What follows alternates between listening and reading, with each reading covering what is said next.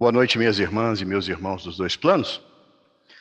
Mais uma vez, temos a oportunidade de fazer uma reflexão sobre o Evangelho de Jesus. Nós temos como missão hoje fazer uma reflexão do capítulo 4 do Evangelho segundo o Espiritismo, que dá-nos o entendimento que ninguém pode ver o reino de Deus se não nascer de novo. E nós vamos fazer uma reflexão um pouco diferente, né? O nosso irmão fez uma leitura muito interessante, fazendo o chamamento à necessidade do nosso aprimoramento moral. Uma vez que Emmanuel fala ali que nós estamos, graças a Deus, né? Esse livro data de 1978, que ele foi publicado, o Ceifa de Luz. E nós... É tão atual a fala, e o entendimento é justamente esse, né? Há um desenvolvimento evolutivo, quando se trata de tecnologias, muito grande, mas ainda padecemos dos nossos problemas morais. Isso é que tem nos atrapalhado a nossa caminhada em direção à nossa evolução espiritual, né? Nós, nessa terceira obra do Evangelho segundo, da codificação kardeciana, Evangelho segundo o Espiritismo, é interessante que Kardec, didata que era, e obedecendo logicamente à inspiração do Espírito de Verdade, faz uma construção lógica para o entendimento nosso. O primeiro capítulo é Eu não vim destruir a lei, onde Jesus faz, acima de tudo, não um contraponto a Moisés, mas ele acrescenta dizendo que viria fazer com que essa lei, que fora ditada por Moisés, o Decálogo, viria ele fazer com que ela fosse cumprida até o seu último jota. O segundo capítulo é Meu reino não é deste mundo, onde o Cristo então dá o entendimento que nós, acima de tudo, éramos espíritos eternos, vivendo a experiência humana, já que nós, como o Cristo não é desse mundo, e pediu que nós o seguíssemos, ele dá a indicação de para onde nós devemos encaminhar. O terceiro capítulo é Há muitas moradas na casa do meu Pai, onde o Cristo, àquela época, aproximados 2000 anos atrás, já dava o entendimento de que esse universo ele é infinito e que essa casa que nos abriga, o planeta Terra, é apenas uma pequena localidade na imensidão do universo. E caminha então para a concretização desse ensino quando nos diz que,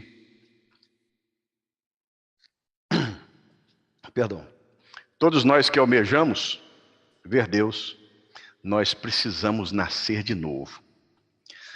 Àquela época, esse entendimento era muito confuso.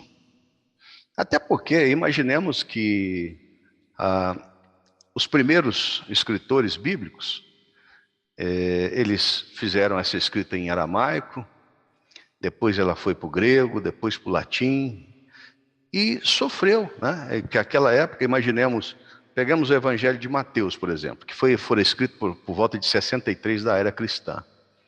Então, muitos desses escritos, eles eram feitos, né, em alguns tipos de papiros, papiros é no Egito Antigo, algum tipo de couro de animais, acima de tudo, esses pergaminhos é a palavra correta. E então muitas daquelas pessoas que faziam aquela inscrição inicial eram copiados. E alguns copistas, muitos deles eram analfabetos, mas eles tinham a capacidade de copiar. E alguns deles que tinham um pouquinho de instrução colocavam ali o seu entendimento. E esse emaranhado, digamos assim, de coisas em que pese a versão original com a inspiração divina, ele sofreu algumas modificações até o ano de 347 da era cristã, quando foi feita a compilação da Bíblia como nós conhecemos. Mas o preceito maior do ensinamento de Jesus ali está presente. Nós falaremos então dos evangelhos sinóticos, lembrando que evangelhos sinóticos é a conceituação daqueles evangelhos que trazem mais ou menos uma repetição das passagens ou de ensinamentos, né? Então esses evangelhos sinóticos são considerados o evangelho de Mateus, o evangelho de Lucas e de Marcos. E é sobre eles que nós vamos falar. Essa conceituação, né, é bom que nós entendamos. Eu vou preferir fazer uma alusão maior ao evangelho de Lucas, e explico por quê. A nossa opinião, né, Lucas não teve a possibilidade da convivência com Jesus. Mas ele, desde épocas imemoriais, procurou, através das passagens da vida de Jesus, ele teve a capacidade de estar com alguns dos atores ou daqueles presenciadores de algumas passagens crísticas. E ele tem o cuidado, apesar de ser grego, mas ele entendia bem o aramaico, ele fez a questão de ter um cuidado especial, um zelo especial na redação do seu evangelho. E por isso que nós preferimos ele. Então, essa passagem está em Lucas, capítulo 9, versículo 28 a 36, mas também contempla em Marcos, capítulo 9, versículo 28, e também em Pedro, na segunda epístola de Pedro, no capítulo 1, versículo 16 a 18, e em Mateus, no capítulo 17, versículos de 1 a 9. Mas nós vamos aqui fazer, então, uma alusão a Lucas, que não me permito ler.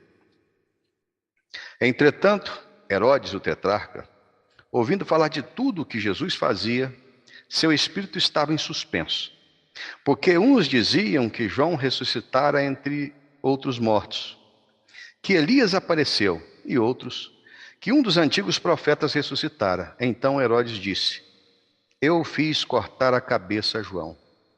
Mas quem é este de quem ouvi falar tão grandes coisas? Eu tinha vontade de vê-los. Esse fato é interessante porque, basicamente, nós temos aqui um feito, ou uma passagem interessante, que fala sobre a transfiguração do Tabor. Lembramos que a transfiguração do Tabor é aquele evento em que Jesus, fazendo-se acompanhar de Pedro, Tiago e João, fez-se nesse momento sobre um monte, de certa forma fazer com que seu perispírito jogasse luzes no seu exterior, e isso fez com que ele aparecesse numa transcendência muito grande. E esse brilho, essa luz que ele espargiu, fez inclusive com que as suas vestes se tornassem brancas. Momento em que, do seu lado, apareceram as figuras de Moisés e de Elias. Imaginemos qual não foi a surpresa daqueles 3 apóstolos, no momento em que Jesus entabula um diálogo com aquelas criaturas. Igualmente, eles vieram na sua transcendência e fizeram-se iluminados.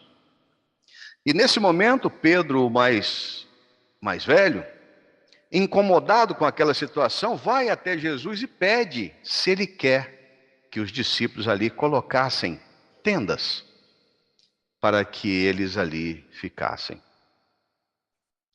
Nesse momento, Jesus volta-se para Pedro, coloca a mão sobre os seus ombros e diz que não haveria necessidade nenhuma daquilo.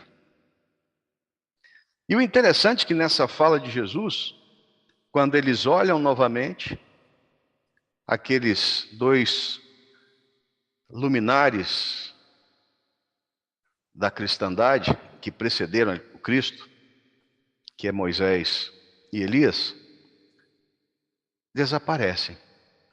E de uma nuvem, uma voz forte faz-se, e eles computaram essa voz a Deus. No momento em que ele fala, essa voz parecendo um trovão, os 3 apóstolos colocam as suas cabeças sobre o solo, num momento de temor e de medo, mas Jesus coloca a mão sobre os seus ombros e pede que eles levantem, e a voz diz o seguinte: este é o meu filho amado. Ouvi-o e segui os seus ensinamentos. Então essa passagem sublime tocou o coração daqueles apóstolos, porque quem é esse que eles ainda não conseguiam, que tinha uma transcendência tão grande, ao ponto de fazer com que aqueles luminares citados na Bíblia ou nas Escrituras ali se fizessem presentes? É importante essa análise, né? E é importante também a reflexão que foi feita disso, no momento em que um dos doutores da lei solicita a Jesus uma explicação sobre essa passagem da transfiguração. Até porque, no momento em que ele termina, digamos assim, esse discurso, ele pede a todos os seus discípulos que ali estão que não falassem disso a ninguém, até que houvesse a ressurreição do Filho de Deus. Então, um doutor da lei de nome Nicodemos pergunta para Jesus uma explicação mais coerente daquele ensinamento que ele não entendera. Por que ali ele falava de Elias e falava de Moisés? Mas com relação a Elias, Jesus dá uma explicação muito grande, dizendo que Elias teria vindo e que eles não o reconheceram. E disse no final dessa sua explicação que era necessário, para que nós tivéssemos a possibilidade de alcançar esse reino sublime que ele, Jesus, trazia, como uma promessa futura às pessoas que tivessem a convivência no bem, é que essas pessoas nascessem de novo. Mas Nicodemos questiona: mas como eu, um homem velho, posso novamente voltar ao ventre da minha mãe? E aí nós paramos a fala sobre a transfiguração e começamos então a falar sobre o entendimento que a doutrina espírita nos dá a respeito desse fato. Ora, impossível seria, mesmo para os doutores da lei, de buscar o entendimento completo do que estava se passando. E essa palavra ressurreição, por uma pobreza de linguagem, a gente tem uma dificuldade muito grande de entender. Naquela época, poucas palavras tinham grandes significações. Então a ressurreição, a que Jesus falava, era nada mais do que a reencarnação. Porque quando ele fala que Elias veio, ou seja, Elias nada mais é do que João reencarnado. Elias veio, mas vocês não conheceram ele. Então, analisemos bem que essa passagem da transfiguração, a doutrina espírita como sendo uma série de efeitos, e que alguns dizem que é Paulo, o apóstolo, Paulo de Tarso, né, dizia que, o apóstolo dos gentios, dizia que o maior dos milagres de Jesus foi a transfiguração. Mas a doutrina espírita hoje explica isso nada mais do que um fenômeno espírita, em que o crescimento do Cristo, aos olhos do homem, ali presente, os 3 apóstolos, era tão grande, que ele, quando fez-se mostrar o seu interior, que era pura luz, o seu perispírito resplandeceu. E hoje nós temos aí, não hoje nem com tanta frequência, mas as famosas sessões de materialização, em que às vezes o médium com tanto ectoplasma doado, ali próximo dele forma alguém com uma imagem, como uma imagem, um rosto, um corpo, né?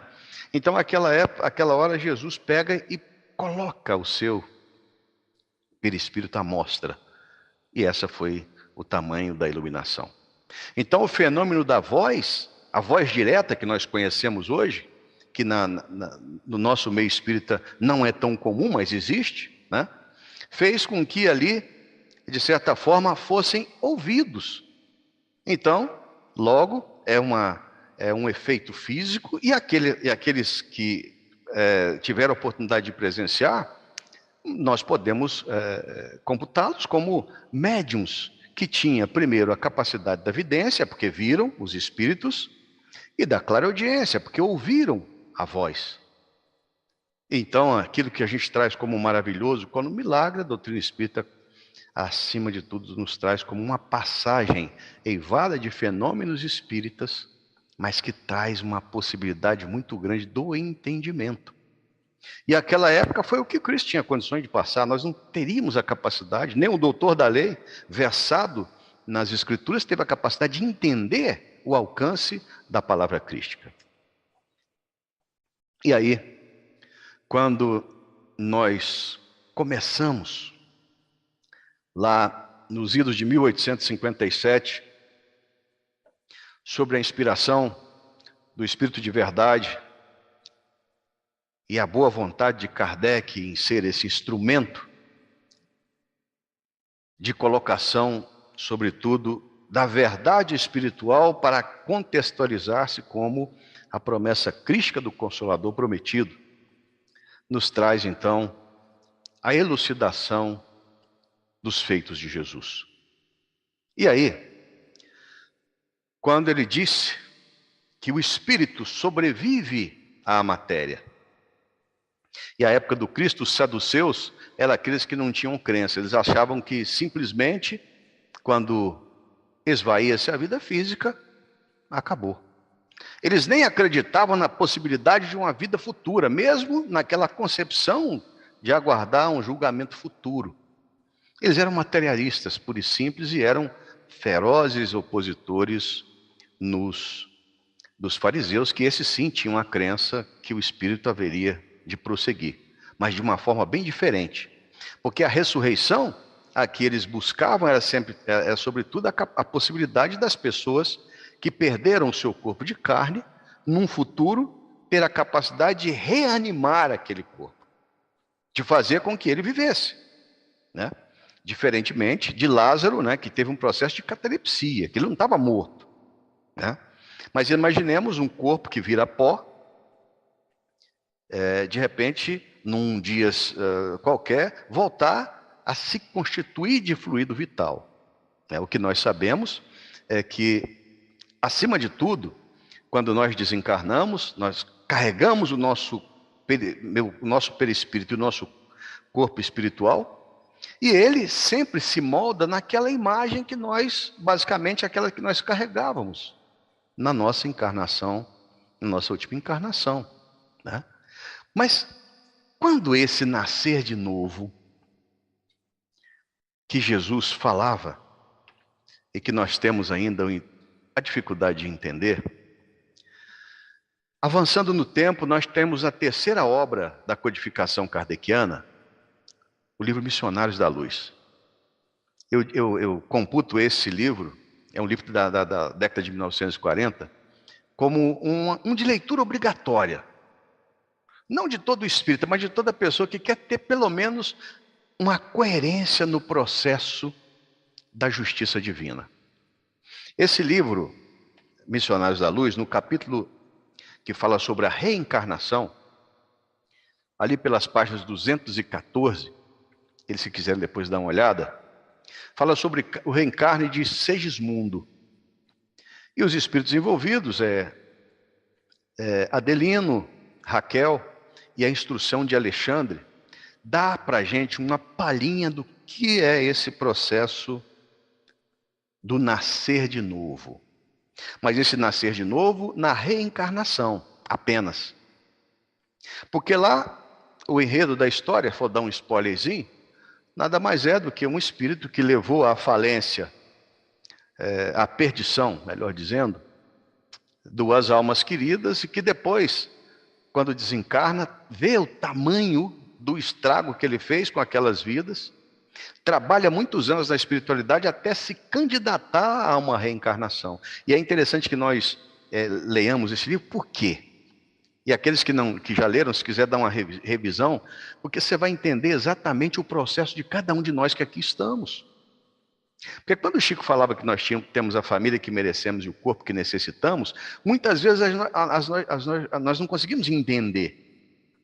Nesse livro, nessa página 214 seguintes, os construtores espirituais vão fazer, inclusive, a programação de como seria o corpo de carne. Até porque o nosso irmão Sigismundo, que é fruto da reencarnação, ele foi programado para uma determinada época da sua vida ter um problema cardíaco, fruto do assassinato que ele fez naquele que seria o seu genitor, mas que for o seu opositor na encarnação pretérita.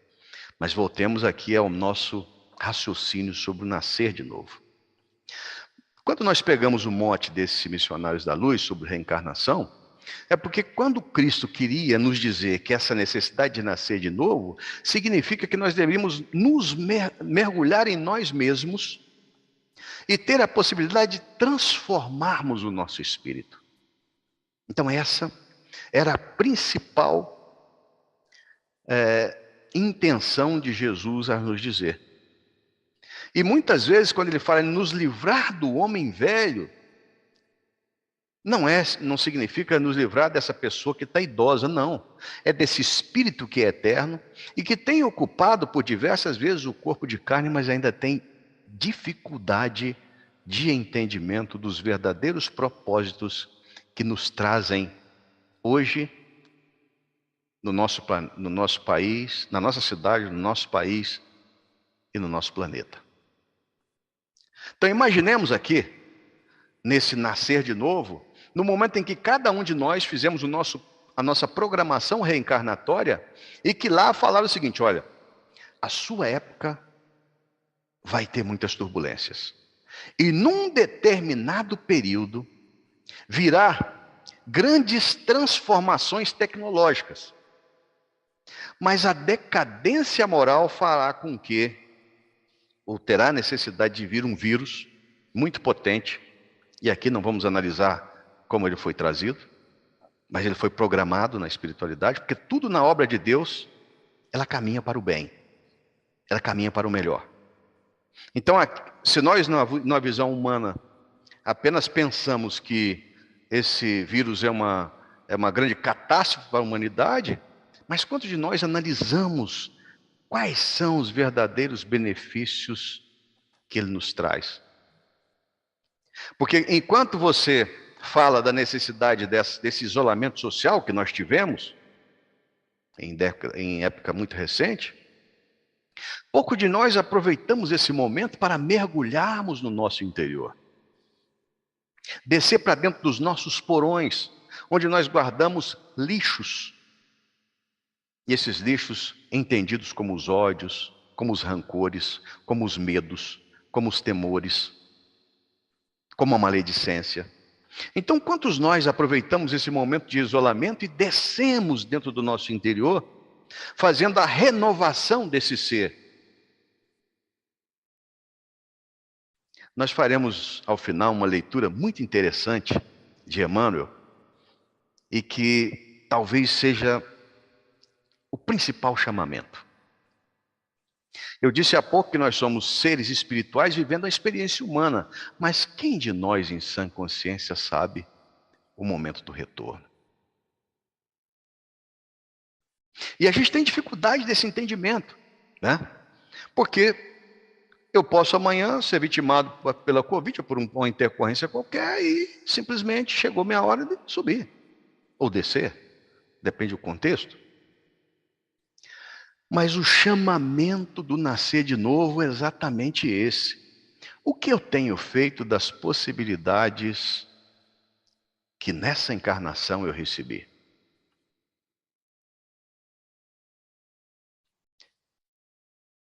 Os meus pais talvez não são aqueles que foram idealizados por mim. na minha concepção, mas são exatamente aqueles necessários ao meu burilamento interior. Ah, mas os meus filhos não é possível que eu escolhi. Sim, você escolheu. E esses são exatamente os instrumentos da sua edificação espiritual.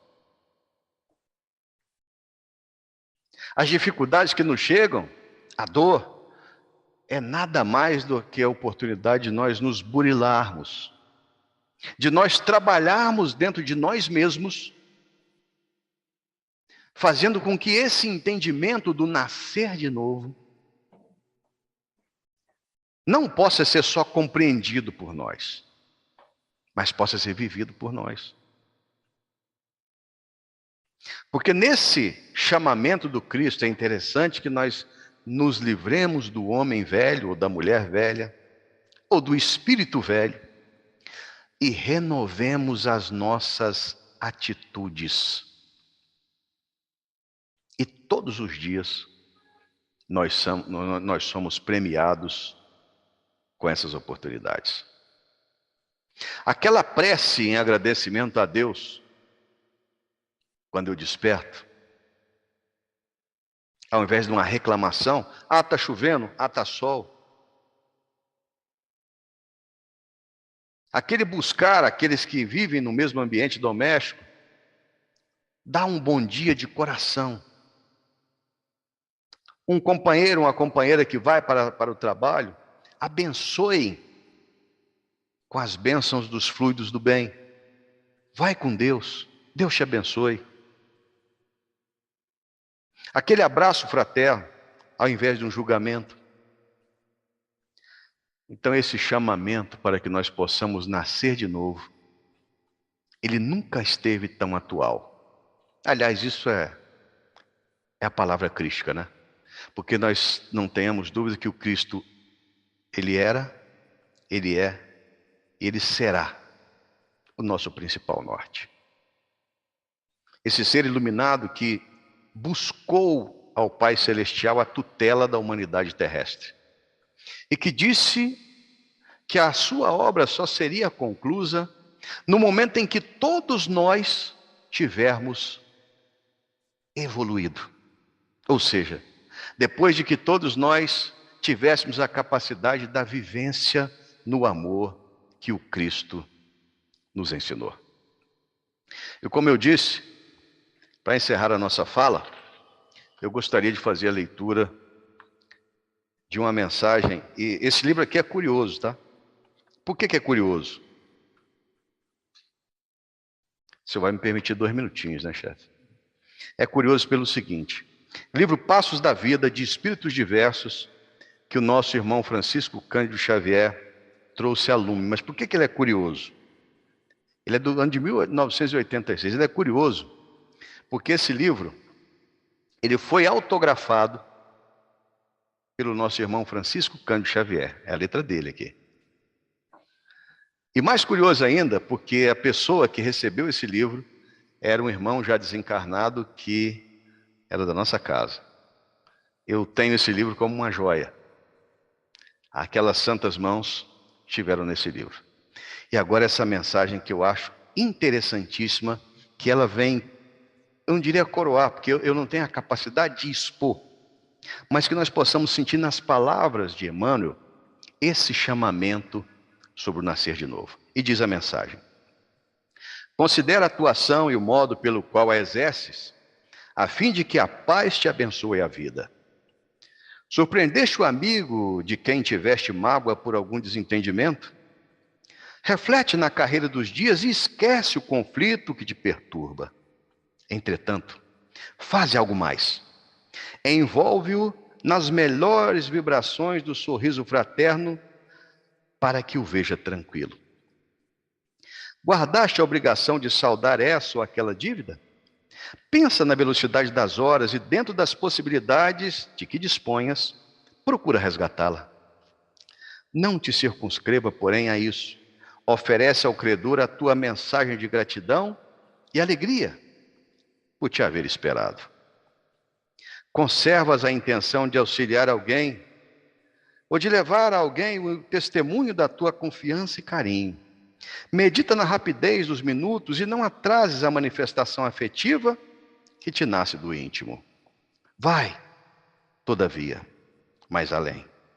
Ajuda a pessoa a quem beneficias para que se convença de que assim procedes por verdadeira fraternidade, sem a menor ideia de recompensa. Encontraste o adversário que te criou inúmeros contratempos, hoje, faminto de amizade e compreensão? Observa a brevidade do tempo e não lhe negues a mão do companheiro. Realiza, entretanto, algo mais. Dá-lhe a bênção da palavra generosa por certidão viva de teu respeito. Em tudo, o que seja tarefas a realizar, opiniões a emitir, providências a compor e questões a resolver, recorre ao amor para que o amor te inspire e age sem delongas na demonstração da tua capacidade de compreender e servir, porque, em verdade, os minutos da reencarnação se escoam vertiginosos e realmente não sabes quanto ao tempo que a reencarnação te reserva, se estás vendo e ouvindo essa ou aquela pessoa e fazendo isso ou aquilo pela última vez. Fiquemos em paz.